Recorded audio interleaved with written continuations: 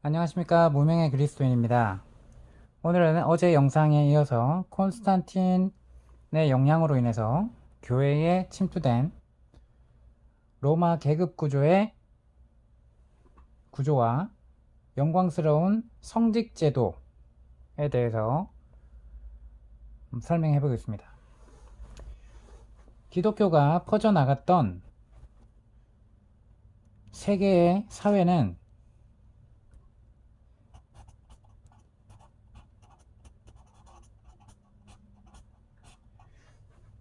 로마의 단일 통치자인 황제에 의해서 통치되고 있었어요. 그죠? 이제 콘스탄틴이 4세기 초에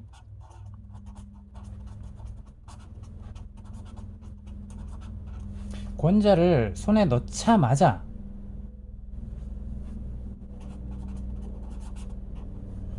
교회는 이 로마 계급 구조가 그대로 교회 안에 적용이 돼서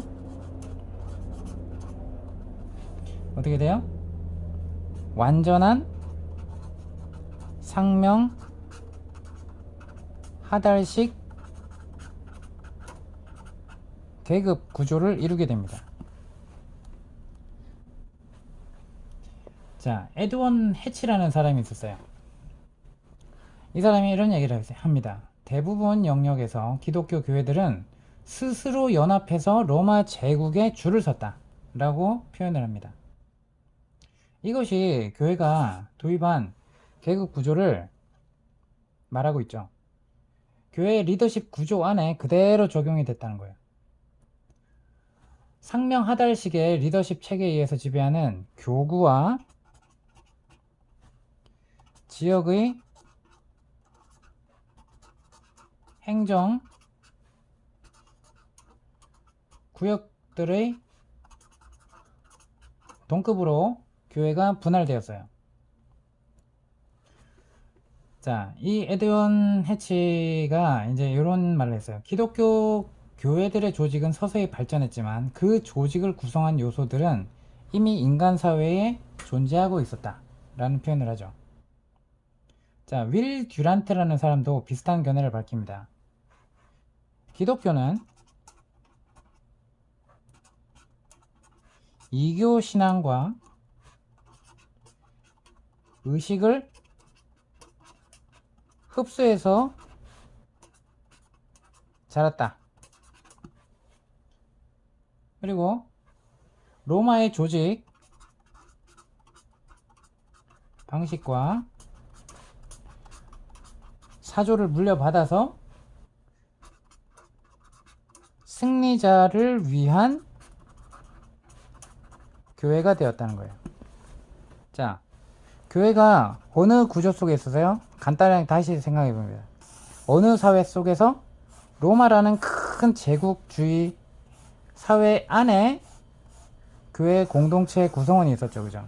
자, 이 교회 공동체, 에클레시아, 이 교회 공동체는 주님을 머리로 한다고 하지만 실질적으로 여기에 황제가 기독교 공인을 하고 또 황제가 입맛대로, 그죠? 입맛대로 교회를 간섭하고 제정합니다. 의식을 제정하고 모든 걸 하나부터 열까지 어떻게 교회 구조에 대해서 이제 하게 되는 거예요. 자, 핍박으로부터 자유로워졌지만 실질적으로 더 심각한 문제에 해서 혼합 신앙이 되고 이교 신앙과 의식을 흡수하게 된다는 것입니다. 왜? 요 사람들이 황제가 이제 공인을 하면서 자 313년에서 325년까지 이제 기독교는 믿는 그리스도인들은 이제 로마 정부의 핍박으로부터 견뎌내며 살아남으려고 발버둥 치는 종교가 아니죠. 이제는 뭐예요? 돈과 지위를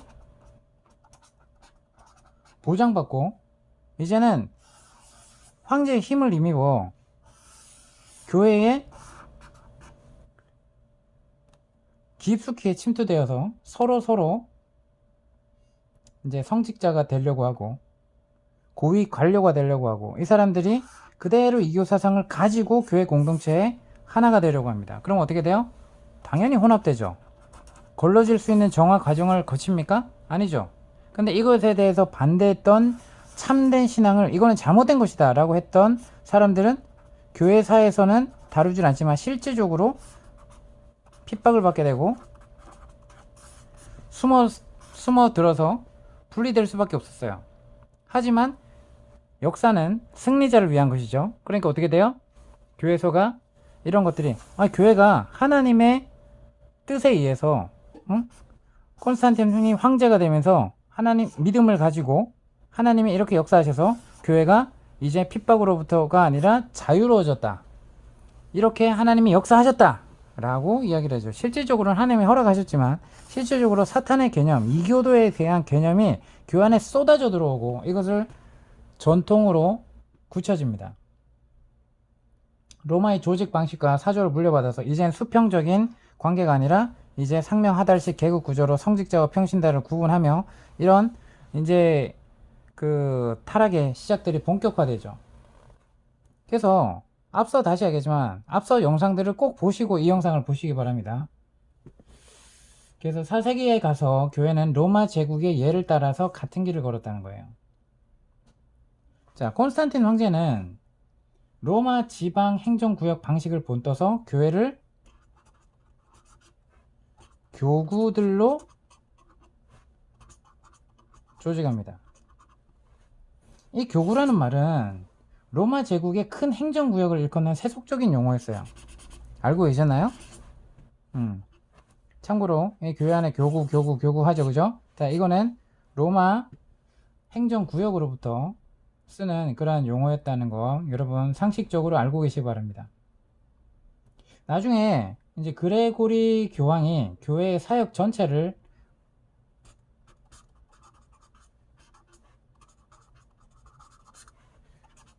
그레고리 교황이 있죠.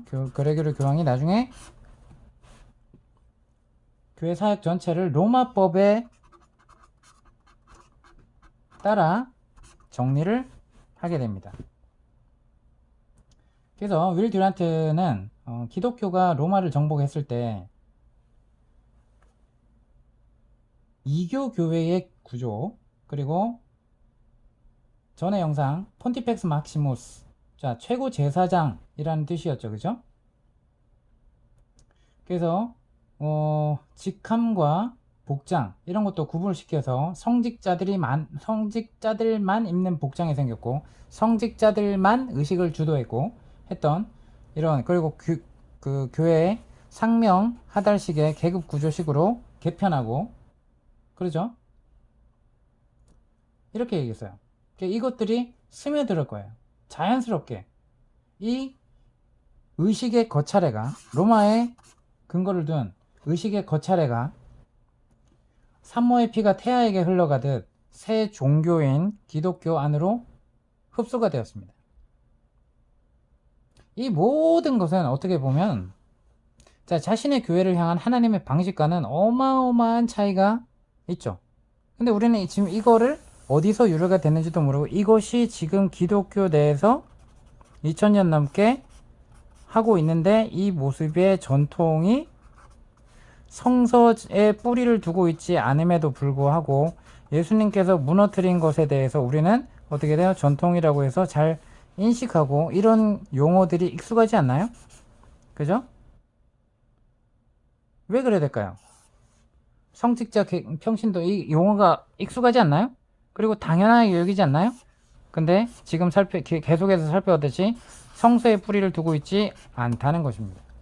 이교의 뿌리를 두고 있고 그것이 교회 공동체 안에 혼합되어져서 어마어마한 혼란을 주게 되고 어떤 것이 신앙의 본질인지 살펴보지 못하도록 하는 걸림돌이 된다는 것입니다.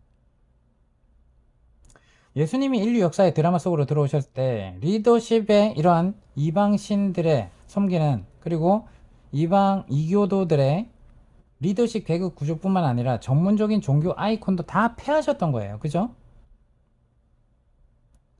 어떻게 보면 초대교회는 역사상 최초의 오늘날로 그 말은 틀리지만 평신도 주도의 운동이었던 셈이었죠. 예수 그리스도의 교회는 교회가 있던 사회들에서 교회의 조직 방식을 취했습니다. 아까 얘기했듯이 이제 핍박을 받는 종교가 아니에요. 이제는 핍박에서 벗어난 종교가 아니고, 이제 콘스탄틴의 통제 아래서 그리스도인이 되는 것은 유리한 조건을, 사회적인 조건을 얻는 것입니다. 황제의 종교에 소속되려는 것이 유행이 되죠. 예를 들면 군에서 사단장이 새로 부임을 했어요. 근데 그 사단장이 새로 부임을 했음에도 이 밑에 인사참모, 군수참모, 작전참모, 정보참모 등등 있다고 칩시다. 근데 이 사단장이 새로 부임을 했는데, 예를 들면 인사참모가 불교를 다녔어요. 예를 들면 이 사람은 무교였어요. 예를 들면 이 사람은 기독교였어요. 등등 있다고 칩시다. 근데 새로운 사단장이 됐는데, 사단장이 이제 기독교 교회라고 하는 거죠. 자, 인사참모가 전 사단장은 불교였다고 칩시다. 자, 이 사단장이 일요일날 교회를 가더라도 이 사람은 불교, 이제 여기 사당을 가야 되는데, 어느 순간에 사단장이 교회를 가니까 교회를 가는 거예요. 이 무교였던 사람도 교회를 가는 거예요. 자, 이 사람은 이제 더 잘 보이겠죠, 그죠? 자, 잘 보이려고 줄을 서려고. 자, 그럼 이 사람은 불교신앙에 있더라도 진짜 불교신앙입니까? 그럼 이 사람은 진짜 무교입니까? 자, 그냥 따라가는 거예요. 그냥 종교적으로 따라가는 거예요. 자, 이런 군의 이런 조직사회도 그런데, 콘스탄틴 황제가 방향을 트니까 그 밑에 황제에게 잘 보이려고 하고, 황제가 인정하는 그러한 곳에 유리한 조건을 쌓고자 유행이 되는 거죠. 성직자가 되는 것이, 황제가 인정한 성직자가 되는 것이 가장 큰 이점을 갖게 된다, 이 얘기입니다. 자, 교회 에클레시아, 이거는 주님을 머리로 하기 전에 성령을 받고 이제 사단의 노예가 아닌 것이 아니라 하나님의 자녀가 됨으로써 회개의 열매가 있어야 되나 안 있어야 되나요? 근데 말만 회개하고, 이 말로만 회개하면 됩니까? 말로만? 행실은 그대로 있습니다. 그럼 진짜 회개입니까? 가짜 회개입니까? 짝퉁이죠, 그죠? 그럼 신앙도 짝퉁이에요, 그죠? 오늘날 이러한 신앙을 너무나 많이 볼 수 있죠. 자, 교회에 속하고자 하는 이유, 교회에 다니고자 하는 이유, 교회에 출석하고자 하는 이유. 자, 이 이유가 진짜 예수님을 믿고 진짜 자신을, 자기 십자가를 못 받고 내 안에 계신 주님을 따라, 주님의 인도하심을 따라 내가 순종하고 내 탐욕을 위해 사는 것이 아니라 하나님의 영광을 위해 사는 그러한 삶을 살기 위해서 교회에 출석합니까? 아니면 어떠한 이점이 있어서, 교회에 사람들이 많죠, 그죠? 그러니까 교회에서 명함을 돌리면서 사업을 소개하고 그런 사람들과 적당히 교회에 출석하면서 계속해서 관계를 하면 서로 도와주고 하죠, 그죠? 자, 만약에 떡집을 해요, 그죠? 그럼 교회 행사를 할 때 목사님이 주로 어디를 씁니까? 자, 자신의 교인 중에 자, 떡집을 하는 이 사람을 쓰라고 하고, 이 성도님들도 마찬가지죠, 그죠? 이왕이면. 자, 그럼 이 떡집은 더 잘 되겠죠, 교회를 나감으로써, 그죠?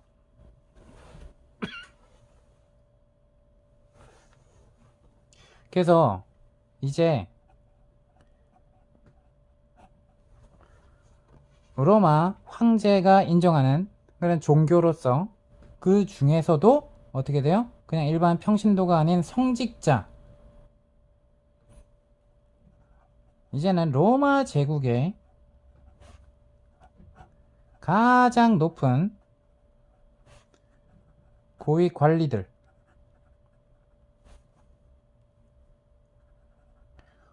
황제 자신이 누리는 것과 같은 영예를 얻게 됩니다. 자, 대단하죠? 사실 콘스탄틴은 그가 로마 총독들에게 준 것보다 더 큰 권세를 누구에게 줘요? 로마의 감독들에게 이 권세를 줍니다.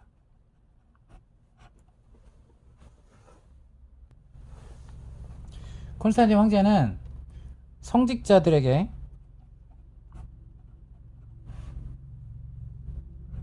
고정적인 연봉, 자, 사역 수당으로 고정적인 연봉을 받도록 명령합니다. 자, 그러니까 우리는 이 개념들도 이교에서 온 것이지만, 자, 로마 황제가 만든 이것에 대해서 어떻게 돼요? 당연하게 여기죠. 그죠? 이 개념이 어디서 왔다고요, 지금? 이제 알아보니까 이교에서 온 것입니다. 이교. 아시겠어요? 자, 초대 그리스도인들이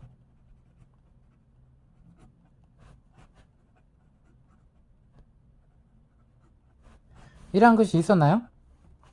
예를 들면 목사님 연봉이 얼마 이런 계약을 하나요? 자, 목사님들은 특별한 성직자 계급이다. 성직자다. 우리는 일반 평신도다. 그러니까 우리들의 헌금을 통해서 연봉을 이렇게 책정하고, 이 평신도 성도들의 수가 많으면 많을수록 연봉이 올라가요. 고의 책정합니다. 자, 이 뭐예요 이거? 이 기업 아니에요? 기업? 공무원 뭐 승급입니까? 자, 이 다 어디서 왔다? 이교에서 왔다.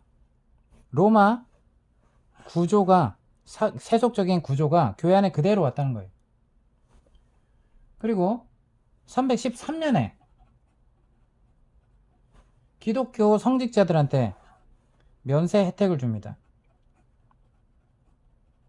참 한 게 많죠, 그죠? 콘스탄틴 황제가 권세를 누리도록 했고, 그죠? 고정적인 연봉도 주도록 했고, 그 다음에 면세까지 혜택을 줍니다. 그리고 이것뿐만이 아니에요. 성직자들을 공공 의무, 사회적 의무에서도 면제. 대단하죠, 그죠? 그러니까 어떻게든 손을 써서라도 성직자가 되려고 할까 말까요? 그들은 일반 법정에서 재판받는 것도, 법정에서 재판받는 것도 자유를 누립니다. 그리고 군 복무도 면제됩니다. 자, 이런 특혜들을 받아요, 성직자들은. 자, 이 개념 누가 만들었다고요? 콘스탄틴 황제가. 대단한 거 아닙니까? 여러분, 이 당시에 있었다면, 초대 그리스도인이었다면 이렇게 교회가 흘러가게 될 때 당연시 여깁니까? 아니면 잘못된 것이라고, 세속을 따라가면 안 된다고 하겠습니까? 근데 이것이 이렇게 이교의 길을 걸었는데, 이제는 이것이 누구도 지적할 수 없는 정말 그러한 전통으로 자리 잡았죠. 자, 이 감독들은 일반 법정이 아닌, 일반 법정의 자유를 누린다고 했죠, 그죠? 일반 법정이 아니에요. 감독의 법정에서만 재판받아요. 자, 오늘날 이런 모습들이 좀 있죠, 그죠? 목사님들이 잘못했어. 그러면 목사님들끼리 다시 교단에서 총회에 이러한 재판 뭐 이런 걸 받습니다. 자, 근데 다 같은 사람들이 같은 사람을 해요. 맞나요? 그래갖고 서로 성추행 목사가 자기가 자신의 자리를 물려나겠다 했는데 총회에서 무죄라고 판단하고 어떻게 돼요? 다시 담임 목사로 임명되는 이러한 사례가 있나요, 없나요? 자, 이걸 봤을 때 이해가 됩니까? 세상 재판에서도 이렇진 않습니다. 그렇죠? 그래서 이 모든 것에 성직자는 어떻게 된다고요? 특별 계급, 지위를 부여받았다는 거예요. 콘스탄틴이 더 높은 사회계층을 표현하는, 자, 클레리클, 그리고 클레릭스, 이 성직자라는 말이에요. 이 말을 사용한 최초의 인물이었어요. 클레리클, 클레릭스, 이런 말을 최초로 사용했습니다. 이 성직자라는 뜻입니다. 그는 또 기독교 성직자가 정부 관리들과 똑같은 특권을 가질 권리가 있다 라고 이야기를 해요. 그런 자격이 있다 라고 생각했기 때문에 감독들이 일반 재판장들과 똑같은 위치에서 재판하게 됩니다. 감독들이 재판권까지 주어져요. 자, 이런 결과는 불안한 결과를 가져오죠. 성직자들이 교회 관리의 위상이나 수혜 계층의 특전이나 부유한 엘리트의 권세를 다 가졌어요. 그죠? 그들은 구별된 사회적 신분과 생활 수준을 가진 동떨어진 계급이 됩니다. 그러면 누굴 위해 이롭게 할까요? 정말 하나님의 말씀에 정말 신앙이 있는 사람들이 이 계급에 했나요? 아니면 황제에겐 잘 보여서 정말 그에게 믿음이 좋은 것처럼 보이면 성직자가 되었나요? 그들은 옷을 입고 치장하는 것도 또한 일반 사람들과 구별하고 다르게 했죠. 감독들, 사제들은 머리를 밀었어요.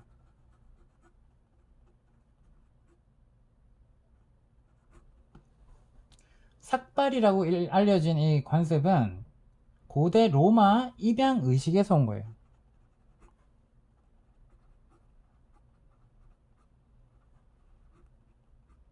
이렇게 머리를 삭발한 사람이 사무원 또는 성직자라고 알게 되죠.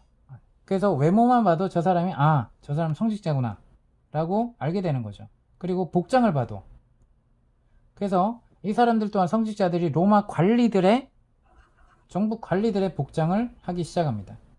콘스탄틴 시대에 수많은 사람이 이제는 사역자가 되기 위해서, 성직자가 되기 위해서, 자, 그죠? 교회 건축을 어마어마하게 교구마다 하죠. 그죠? 성전이라는 예배당 건물을 어마어마하게 짓습니다. 자, 여기에 사역자가 필요해, 안 필요해요? 그냥 사역자를 뽑아야죠. 그죠? 그러니까 이 로마 일반 사람들이, 신앙이 있다라고 하는 사람들이 사역으로의 어마어마한 부르심을 경험하게 되죠. 그들의 생각에 교회 직책을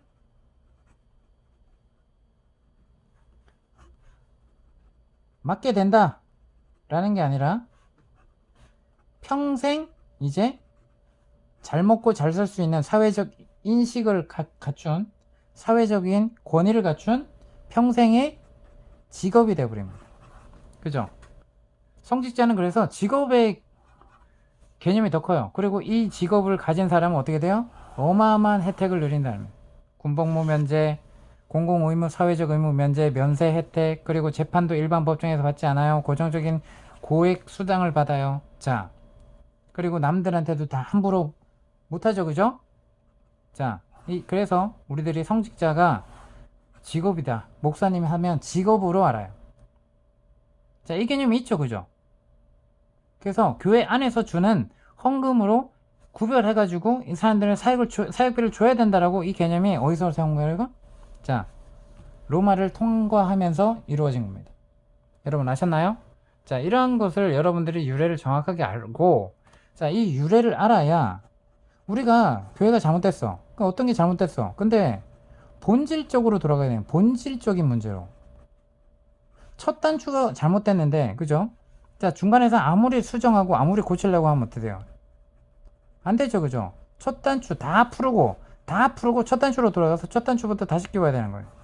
그죠? 끝이 달라. 그럼 어떻게 돼? 이 중간에부터 풀고 이러면 되나요? 아무리 해도 안 됩니다. 본질로 다시 돌아가야 되는 거예요. 그 시작이 성서적인가? 예수님의 말씀에 합당한가? 다시 돌아봐야 되는 것입니다. 여러분 아셨죠? 그래서 오늘은 콘스탄틴으로 인해서 교회의 상명하달식 계급 구조가 깊숙이 침투했고 성직 제도가 아주 강화됐고 그들에 대한 어마어마한 혜택이 주어지기 시작했다. 그러한 인식이 교회 공동체에 뿌리 박히게 되었다. 이 개념을 설명하고자 이제 이 영상을 설명을 했습니다. 자, 오늘은 여기서 마치고요. 또 다음 영상 계속 시청해 주시기 바랍니다. 구독, 좋아요, 알림 설정은 사랑입니다. 감사합니다.